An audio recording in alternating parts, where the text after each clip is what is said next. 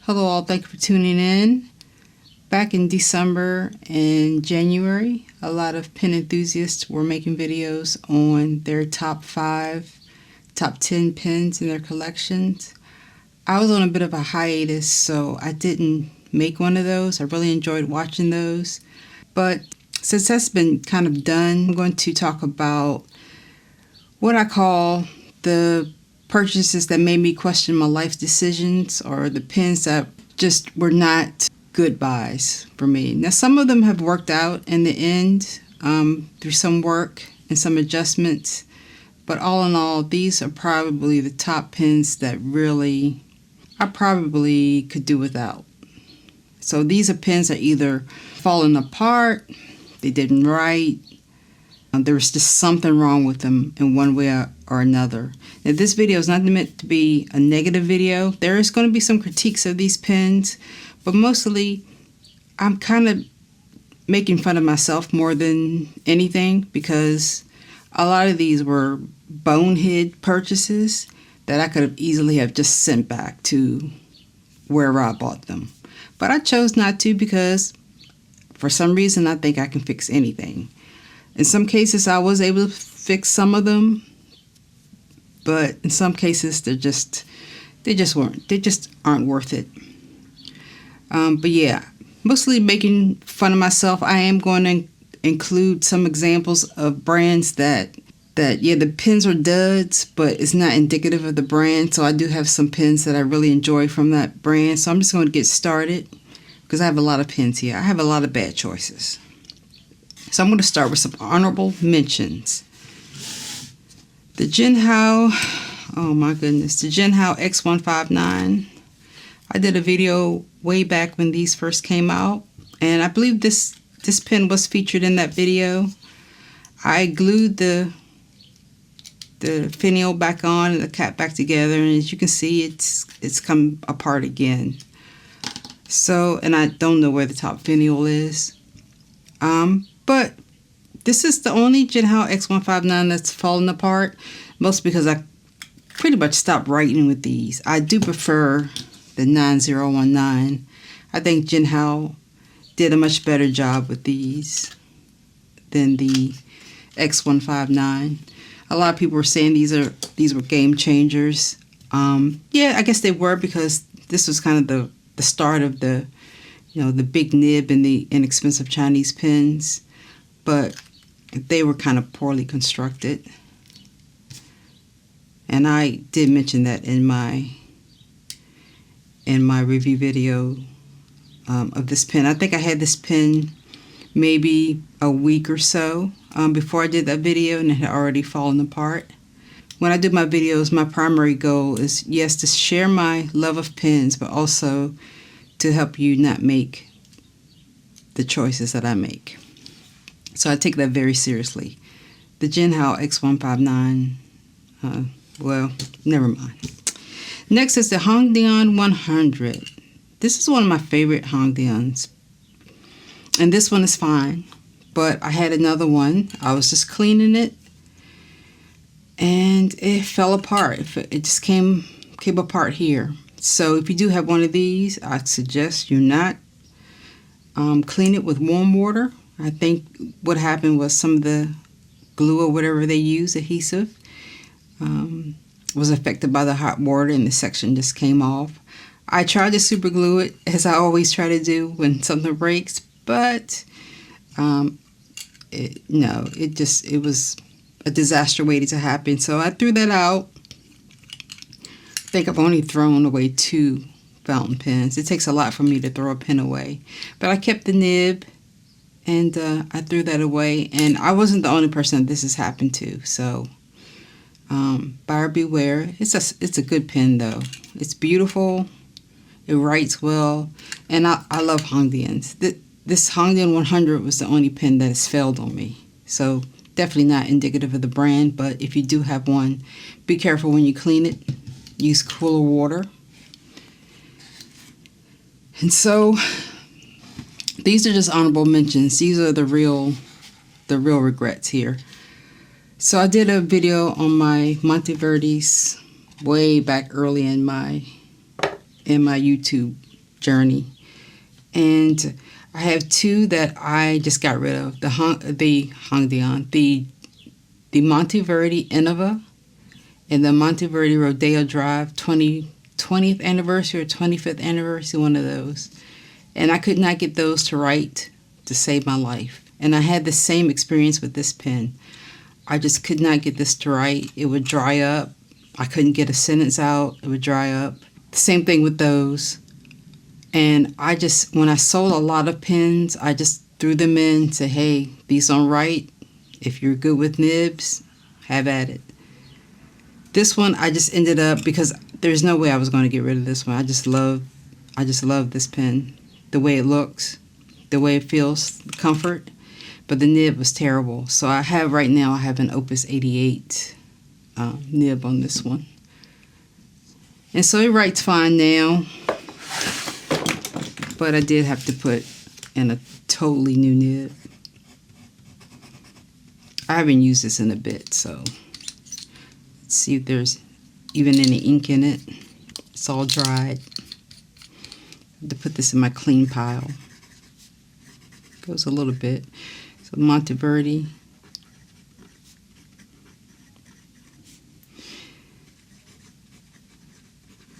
And I talked about a little bit of my frustration in I think it was my October or November currently inked video, but I did change the nib on it, and it's fine now. No hard starting or anything other than this, just there's really no ink in here. So that's a Monteverde. Monteverde, I did have the new Dakota that I featured in my last currently inked video, that the nib needed a little tuning, but other than that, it works perfectly. And the Monteverde Ritmas are some of my favorite Monteverdes. Well, they probably are my favorite Monteverdes. I have several of these Ritmas, and a couple Regattas, but the Ritma is definitely my favorite Monteverde, followed closely by that one Dakota that I have. Next is another pen that I've talked quite a bit about on my channel, and that is the Lamy Dialog CC. My only issue with this, as you can see, it does leak from there, and the line weight was too broad for me. So as I've said before, I had this on eBay probably for only like a day, and I was going to just get rid of it, but then I decided take it off of eBay and just get a new nib. But then I decided, why not just try to tweak this nib to my liking, and if I mess it up, then get a new nib. And so that's what I did, and I do like the way it writes better now.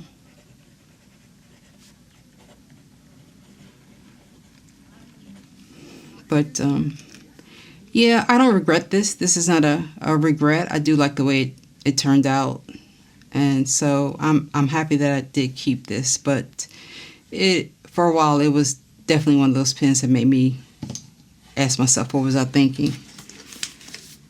Piniters. Now, I've talked quite a bit about Piniters on this channel, and I really don't hold back on Piniter, and I'm not going to hold back today. Mostly because I continue to give them my money, and I continue to encounter issues. So, again, what am I thinking? Why am I continuing?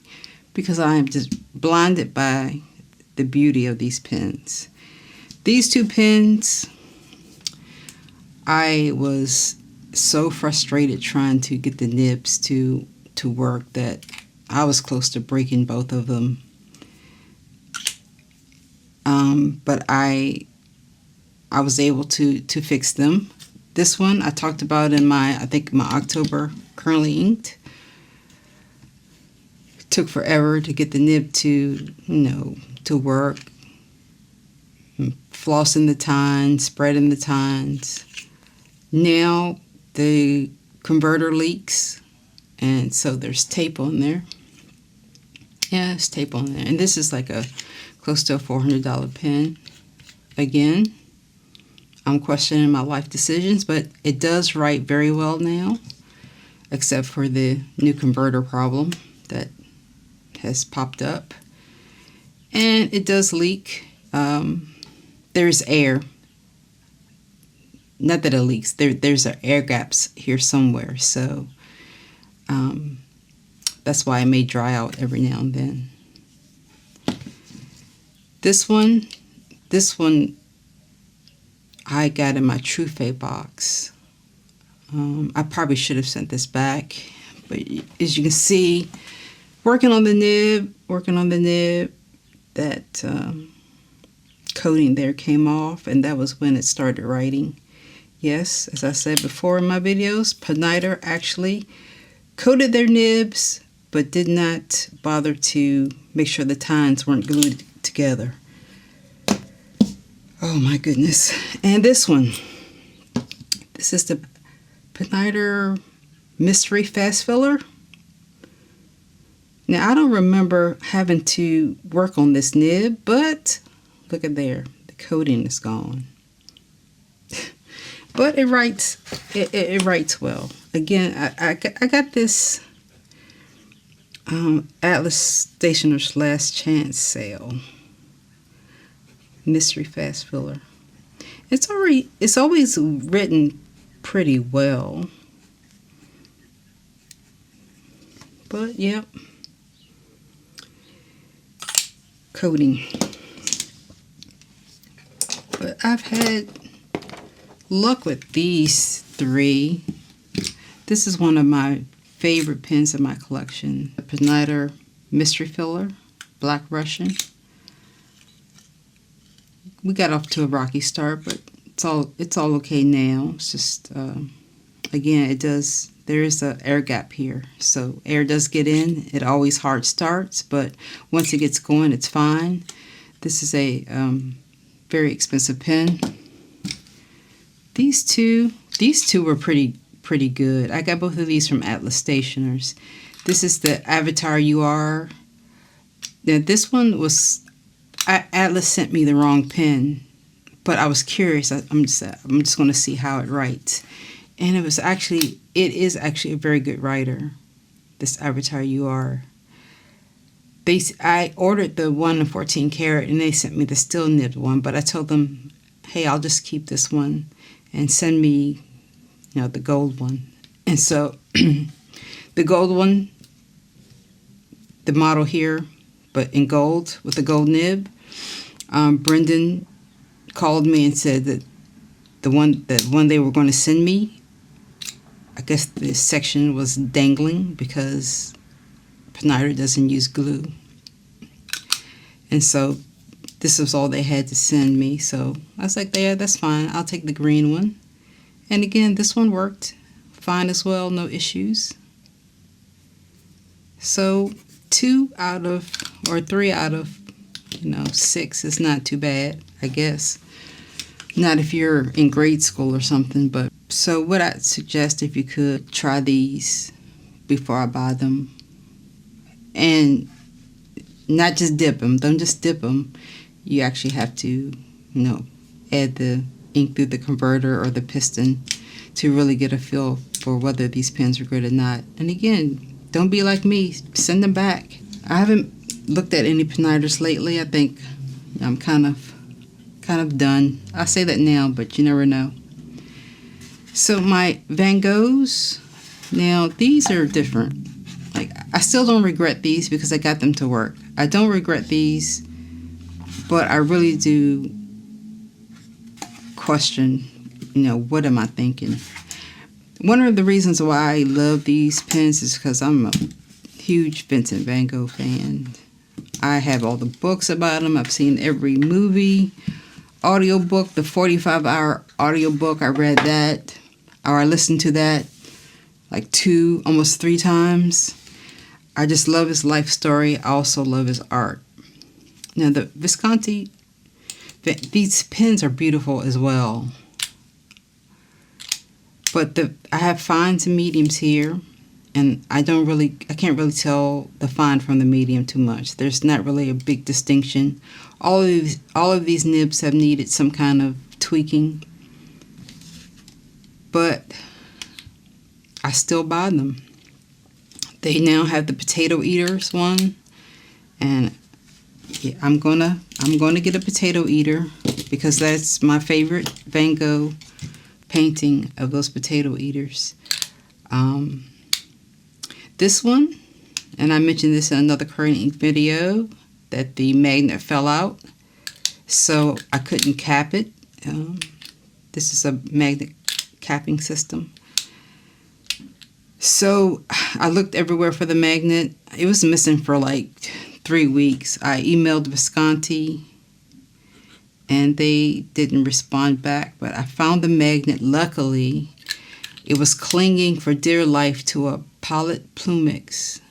I mean, even the magnet knew that the Plumix was probably a better life decision for it than this.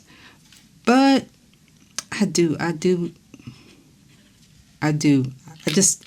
these are more of a collector's thing for me than kind of a sentimental thing, more so than the writing experience. They're beautiful, but it's more just looks over substance.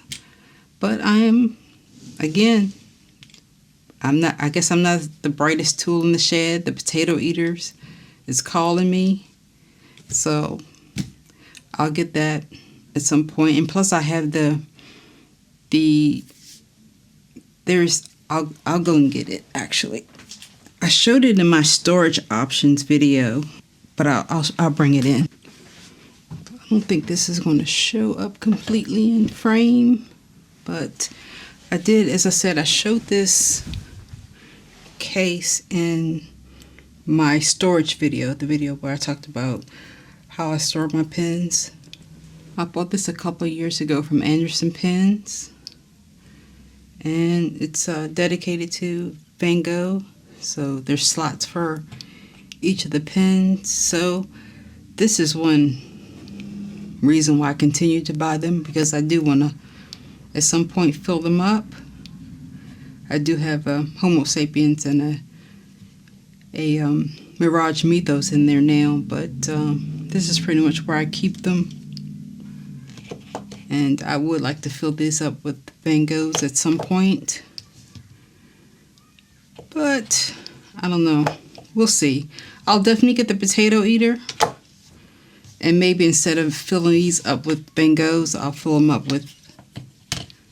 I'll finish filling it up with some Mirage Mythos. But I really love this case. I was happy to find this at Anderson Pens. Sorry to see them go. They were one of my favorite retailers. But I think the Van Goghs are about $276. I definitely don't think, while I don't regret them, I would never buy them full price. I think they're woefully overpriced. I think this Mirage Mythos is a much better buy. I didn't have to do any tweaking to this nib, and this is over $100 cheaper. And you can definitely see that this is definitely a fine versus that, which is a little bit on the broader side. This is more to my liking, and I think a much better buy. And it does have the added notches in here that help keep the cap on even more secure. So I would recommend this over the Van Gogh, but if you're a Van Gogh fan like me, find one on sale.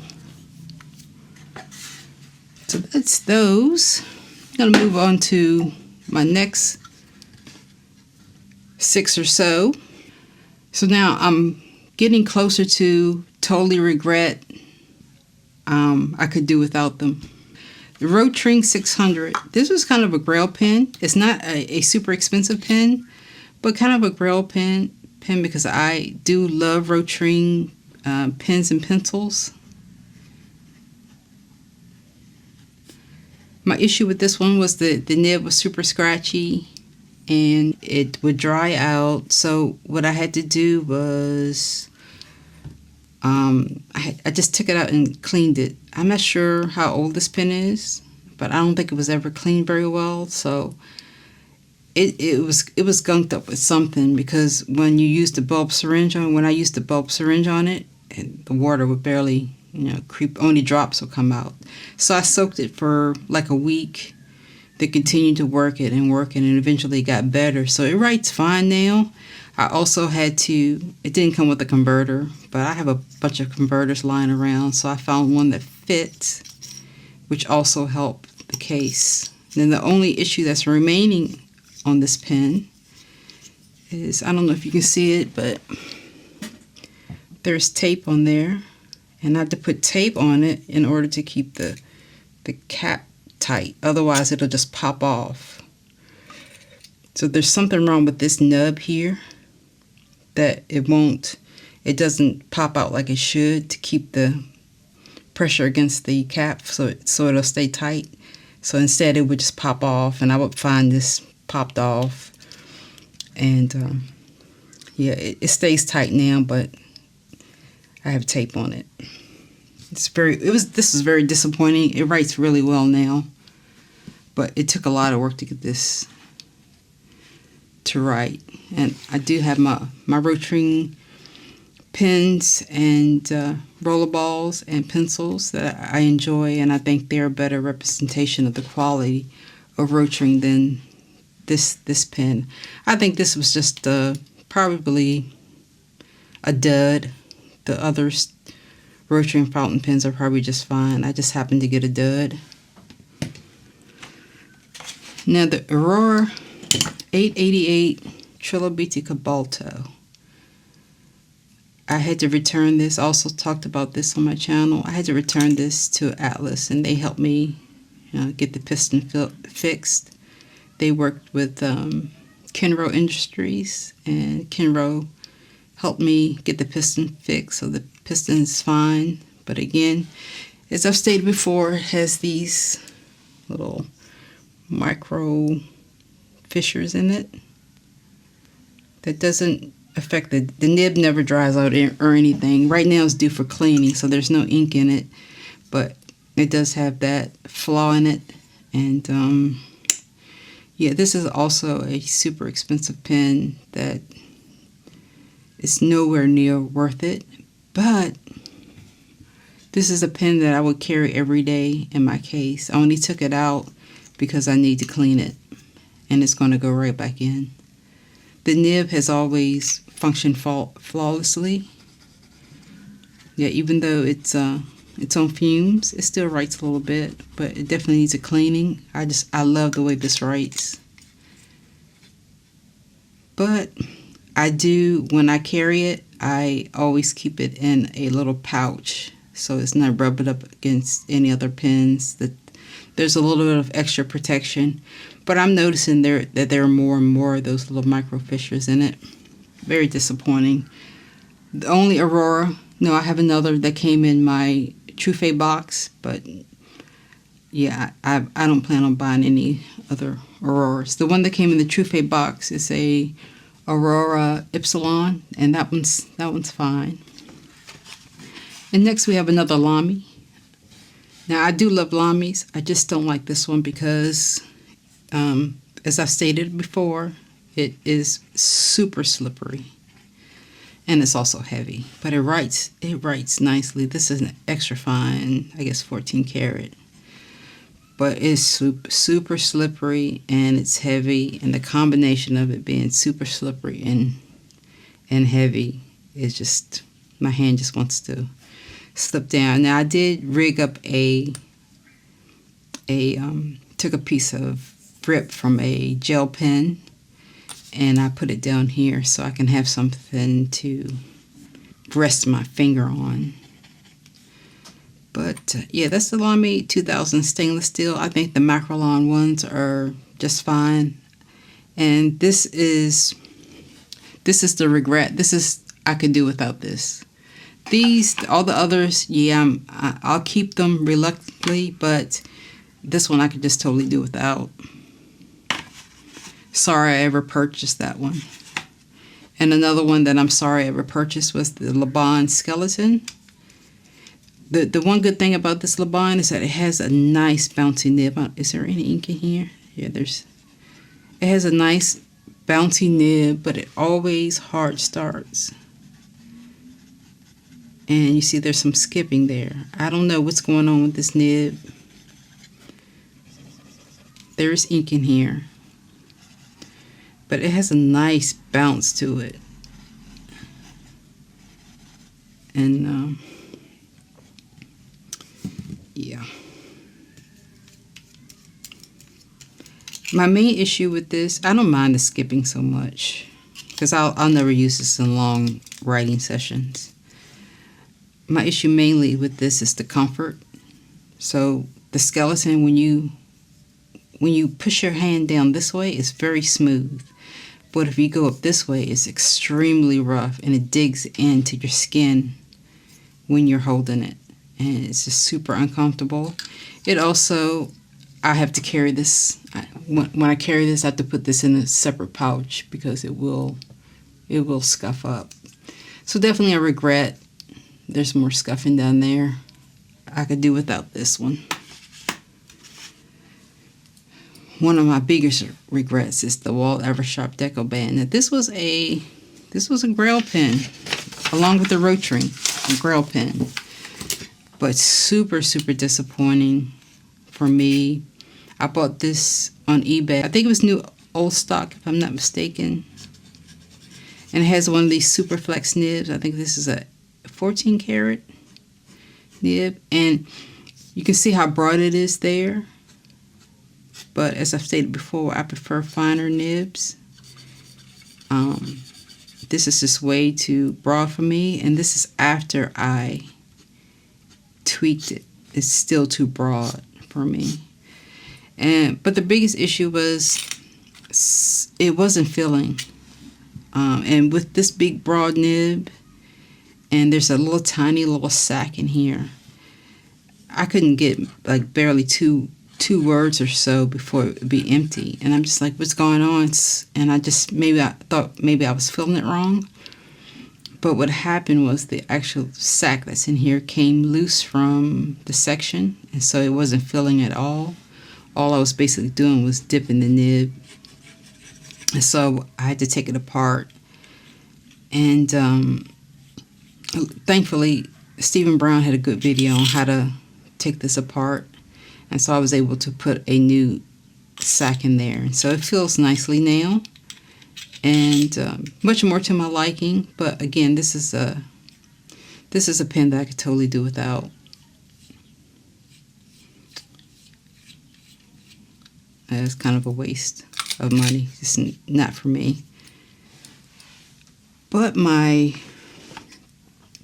Wahl-Eversharp Doric. Now I love this pen. I don't think it's inked up. No, I think I cleaned this out, but this is much more to my liking. Much better pen than, for me, than the Eversharp Deco Band. And lastly, the pen that I detest the most in my collection. I mean, I don't like to use the word hate, but I absolutely hate this pen.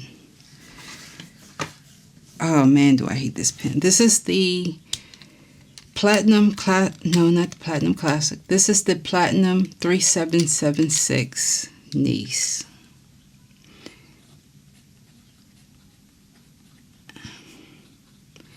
And this was a fine, I think this is an 18 karat gold nib, but I tweaked it to get it at least to my liking. It was very dry, scratchy, so I tweaked the nib. I think it writes better, but I do not like this pen at all, and the main reason is because of these. It has these little grooves in it, and again, it's not comfortable. It's not smooth. It's very rough against my fingers. And when I bought this pen, this pen, if you go back in my videos, this was a new pen day fail. TrueFace sent it to me without the nib. How they do that, I don't know. But I think that was a sign of things to come. I just do not like this pen. But I love Platinums other than this one. I have my Platinum Classic Mach-E, which is one of my favorite pens. Just never any issues with this pen. It is thin, but it's super comfortable for me. I prefer my my Kakunos, even the Kuridas I like more than this. Now this is the Natami, what is it? Is it the Inception? Natami Inception, which is a knockoff of this. This is so much more comfortable and much more to my liking than this. It's very smooth. There's no, instead of being indentations, it protrudes, so it's very smooth. So there's nothing digging into your hand. And yeah, this was probably like $15 versus, I don't know how much this was, $250. I mean, it writes fine, but I think just the frustration has just ruined this pen for me. And so yeah, this is one that I could totally just do without. I don't need that in my collection. So that's pretty much it. Again, just wanted to do something a little different. Kind of poking fun at myself for making some stupid purchases. More so poking fun at myself for keeping these. Take this one out. This doesn't belong in the turd. This is the turd pile. Yeah, the dark definitely doesn't belong in the turd pile. But these, man, these two especially are, yeah. I'll keep them because I don't like getting rid of anything. But should times become hard, yeah, these will be the first to go. So that's all I had today. A little negative Nancy for you, but thank you as always for joining me. I hope you're all doing well. I'll catch you next time. Take care.